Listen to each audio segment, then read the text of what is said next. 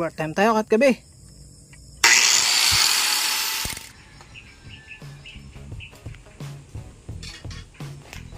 Magandang buhay mga kawaw. Ngayon po ay magko-convert tayo ng ordinary wheelbarrow to heavy duty, no? Medyo nabili ko po ito ng 4.5. Tawaran ko lang ito ng konti. Yan, nakita nyo, wasak po agad oh. Yung una kong vlog, how to remove yung wheel, paano kalasin.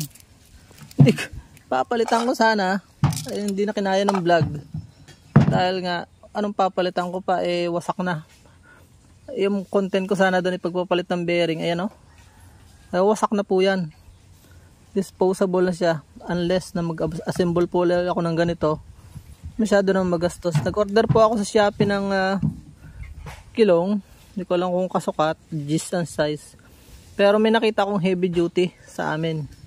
Ito itong gagawin natin, 850.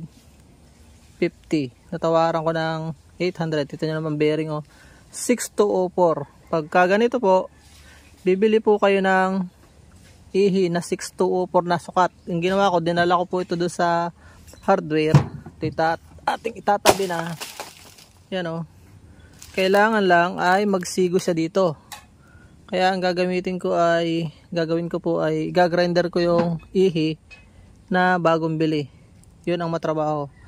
Kapag tapos lalagyan ko siya ng dito yung lock. Yan, medyo mababa ng konti pero okay lang yan. Hindi naman yan masyadong sasayad. Kaganon lang yung diferensya doon So pakita ko sa inyo yung ihing aking kakabit.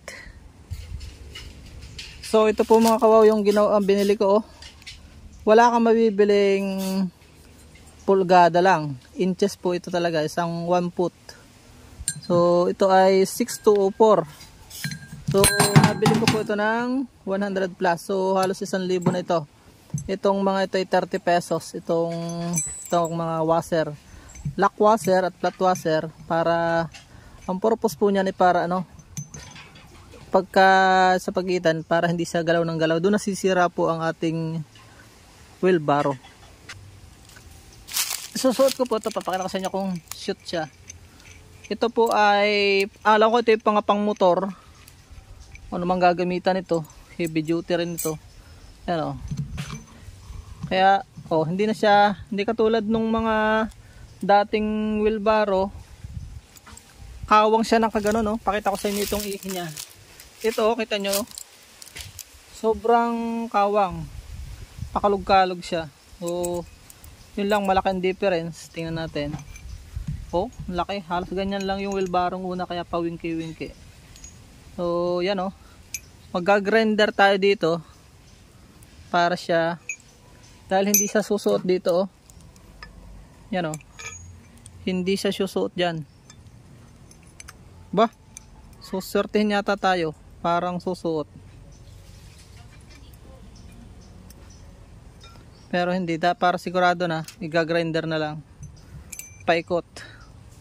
Ito yung kalahati na lang ang puputulin ko para madali na siyang i-grinder. Ito kaunti na, ito ang gagrinder ko, napaka-kaunti na lang yung, so yung haba nito, itong haba po nito, yun din yung aking dito puputulin. So sakto lang kita nyo, sakto.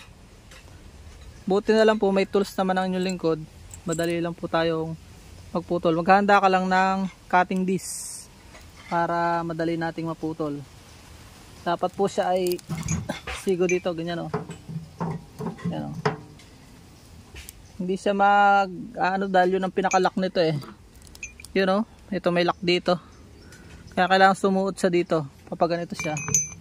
Pasensya na, medyo mahaba pa ating vlog bago tayo mag-actual.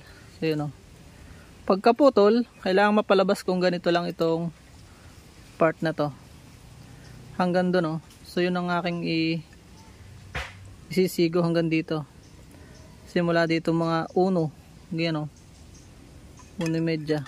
So sukatin natin, sukat na sukat, at yun na yung ating gagamiting lock. Ubos wari ang aking talim dito, pero hindi naman, konti lang konti lang siya, kaunting lang. Baka itong talim na ito ng thread, pinaka thread ang tatanggalin, okay na siya. So yun po, tara na, magpuputol na po ako para makita nyo, bibilisan lang po natin. Tapos dahil baka tayo sobra ng mainip sa aking vlog, susubukan ko po mga kawaw yung pinayo na aking panganay na pahiga. Ito sa inyo.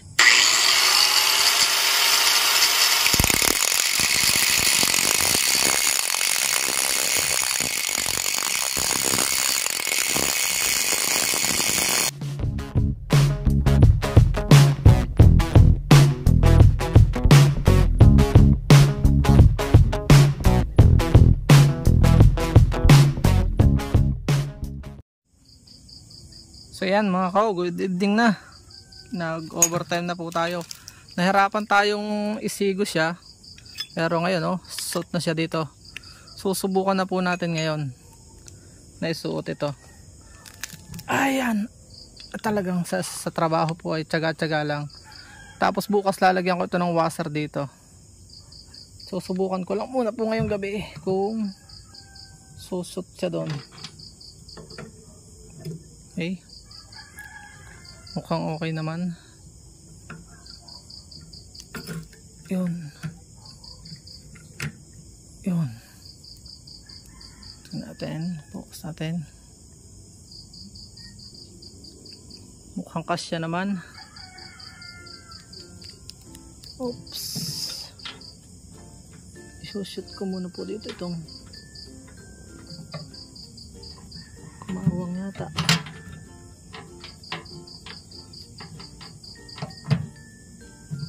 Kapos pa.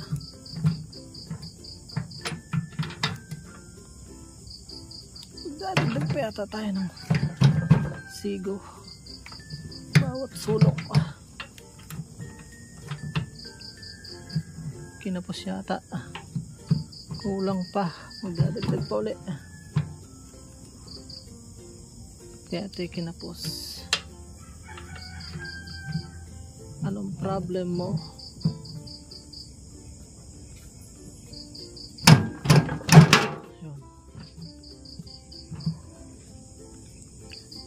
Bukas na lang po ulit. Yun, parang pwede na. Ganyan natin ang tornilyo para wala na siyang kawala.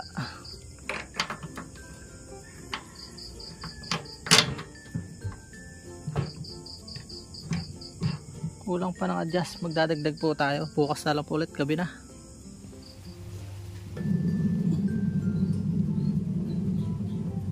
Magandang buhay mga kaw. Ngayon po itutuloy ko yung video kung naudlot.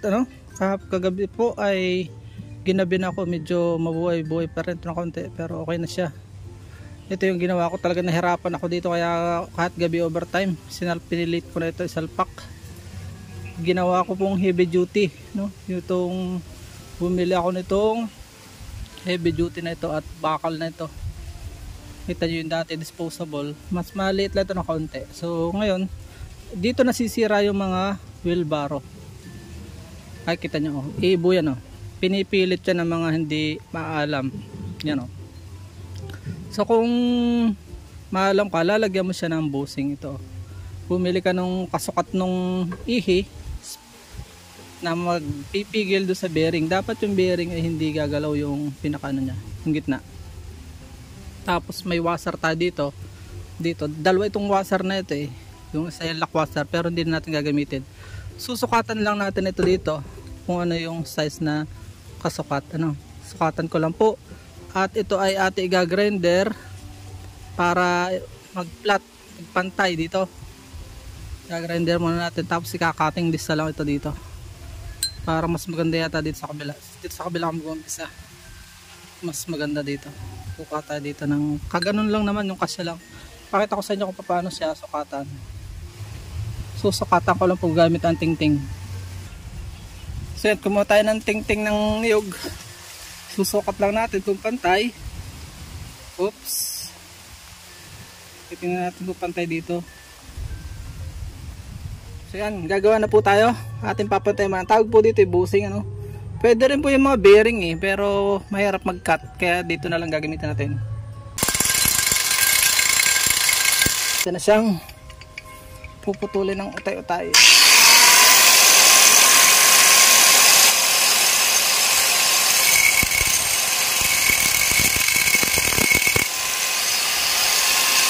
Sa pa.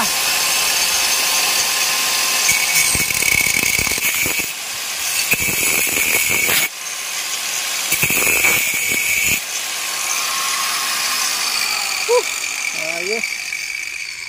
Success ang una. Isa na lang. Susukat na lang po tayo ng isa pa. Oh, yan o, may bossing na po tayo. Bossing, hindi po ito si bossing na Big Soto ha. Bossing.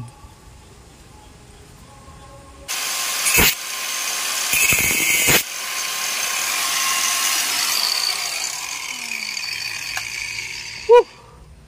Success. Tatago ko na itong iba para sa mga susunod na project. Woo! Ayos.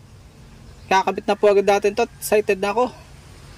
Hindi ko na siya papantayin. Pantay na to, okay na to. So kaunti lang naman diferensya oh. Hindi pala salabal sa camera. Kita nyo, okay lang naman siya oh. Yan po yung pang-bossing natin. Ganyan lang po kasimple ang paggawa. Parang kadali nga yan oh. So yan, kakabit ko na po yung bossing. Pero bago yun ay aanin muna natin. Tawag dito. Lalagyan muna natin langis ng used oil. Oil.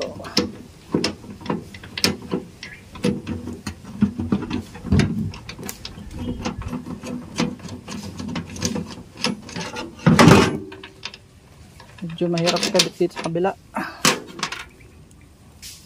para hindi po siya kalawangin agad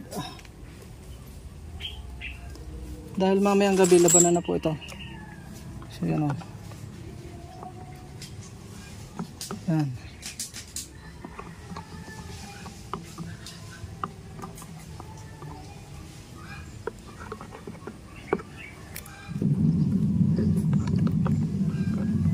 Yan o.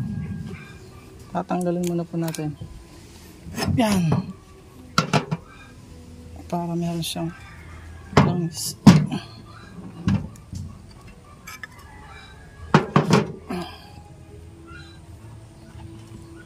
Lalagyan natin ng langis ito.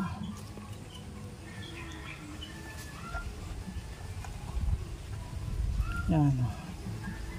Dati po kasi ay sobrang luag itong ihi nito.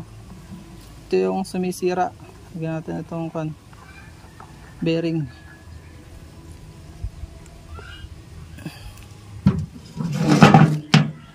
So yun, ganyan lang po yan. Tapos lalagyan natin siya ng ang washer. O yan o, lalagyan natin ang washer. Pinaka washer. Lalagyan natin ang tawag dyan. Tapos itong pinaka yan. Yan ang washer. Tapos sa kabila ganun din. Palitan natin ang stopper, yan magiging stopper. Ito ang pinaka-bossing pala, sorry. Tapos atin pong isusuot na itong, hindi mo kasi may isuot yan pag hindi mo isuot dito, baligtad. Isuot natin to dito, tingnan natin kung okay, kung hindi magbabawas tayo ng bossing. Ganun lang naman yan eh. Pag hindi okay, bawasan. Yun, sana mag okay na siya na magamit na mamaya. Napasobra yata itong isa. Pero okay yan, ganyan po yung itsura niyan. So yan o, kita nyo na, hindi na siya gagalaw-galaw, sigo siya. So yun lang, ganyan lang po yan o, ang paggagawa ng bossing. Pwede na siya, sigo na o, hindi gagalaw. Ganyan lang po yan o. Ito na po mga kao yung ating upgraded na heavy duty na. O yan, heavy duty. So hindi nyo kailangan bumili ng bago, lagyan nyo lang po ng bossing. May video ako patungkol dyan sa buong ito. Magaman nahirapan pa nyo lingkod overtime sa gabi, ay sulit naman dahil gagamitin ko na ngayon. Excited akong gamitin siya ngayon. Hindi nyo na kailangan munang palitan ito para maging heavy duty din ito, dahil madali lang naman ito kung gusto nyo, sapian nyo kaysa bumili po kayo ng bago. Pwede po itong bilhan ng makapal, since magagamit pa naman. Akin na lamang po, ang mahalaga lang sa akin ni Gilong, bumaba man siya ng kaunti ay makita nyo. Dati yung unang Gilong yan, yun no, ay pakalug-kalug na gayon, napakaliit ng kanyang ihi. Kaya ako nahirapan po kagabi ay maliit po yung ihi, matigas, maliit yung pattern, kaya kailangang pakapalin, panipisin ito, kaya habulin yung dati. Pwede namang itorno, kaya lang mas magagastusan po kayo. Pwede nyong gayanin ito kung gusto nyo, may pera din lang kayong pambili, kaysa bili kayo ng bili ng gulong sa mga online na napakamura, napakahuna naman po ito. Dito na kayo sa heavy duty, tatagal pa at pwedeng pag-apuhan. Maraming salamat. Kung kayo pinapagpala, huwag niyo pong kalimutan i-like ang ating video, i-comment kung may suggestion pa po kayo for improvement, at i-share po natin para makatulong sa ating mga kababayang nagbabalak ding magtayo ng bahay at naghahakot ng mga gamit. Maraming salamat, bye bye and God bless. Hanggang sa muli po nating informative videos at mga DIY. Please support all Filipino vloggers. Pakita natin sa mundo, nagkakasanlahing Filipino. Paalam mo na po, ako'y maghahakot na.